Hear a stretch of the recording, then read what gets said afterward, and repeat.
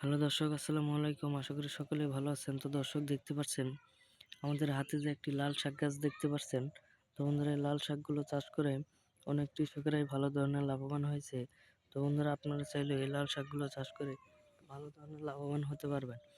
তো বন্ধুরা, এই লাল শাকগুলো খেলে প্রচুর পরিমাণের ভিটামিন হয়ে থাকে এবং আপনারা চাইলে প্রত্যেক দিন ভাতের সাথে আপনারা লাল শাকগুলো খেতে পারেন এবং এই লাল শাকগুলো খেলে আপনাদের প্রচুর পরিমাণে ভিটামিন হবে।